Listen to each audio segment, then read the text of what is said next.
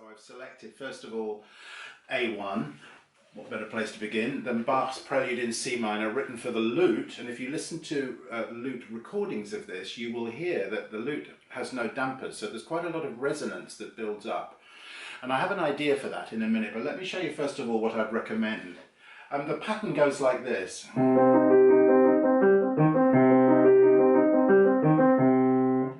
But a very good way of learning it at first would be to just block it out. So if you played the bass note together with the chord at the beginning of each bar and did that rather faster and with some pedal to connect, what will happen is you'll start to hear a chorale or some sort of harmonic progression underneath on which this music is based. I'm already at bar 5, passing note. That's one page. Now, rather inconveniently, there's a page turn there. But what you'll notice there is the relative levels of intensity from one harmony to the next. So C minor is very much at rest. F minor, chord 4, there's a little bit more intensity there. There's quite a bit of dissonance there, and then it relaxes again. If you've ever played, it's the same progression if you think of it. So here we go. So I feel a diminuendo to the end of that phrase, bar 7, and then passing note in the bass. And you can feel, because the bass is moving down toward the F sharp, and we end up with a diminished harmony there, there's an intensity that builds up, hence the ABRSM suggestion poco crescendo in bar 8, which makes complete musical sense. As do their other suggestions here. I've just changed one or two fingerings for myself, looking at bar 31.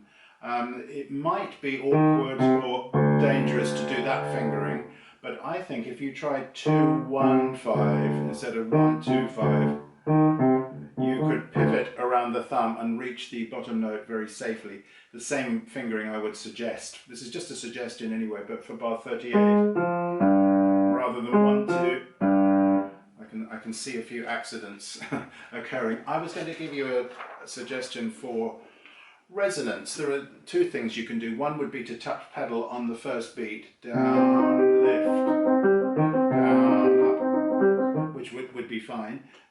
The other thing you could do would be to overhold the notes of the chord a little bit, just in the first beat. So you get this flavour.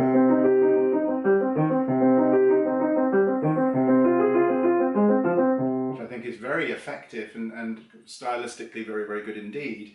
So what you'd do if you wanted to build that into your hand, you'd play your C minor chord and lift up each note to the sounding point a couple of times. In other words, the spot in the key where you don't need to come all the way up. You can repeat the note from the escapement, and there's the G. And just to develop that sensitivity to being inside the key. What you get is a harmonic first beat and a rhythmic third beat. I think that will give the piece quite a lot of zip and interest.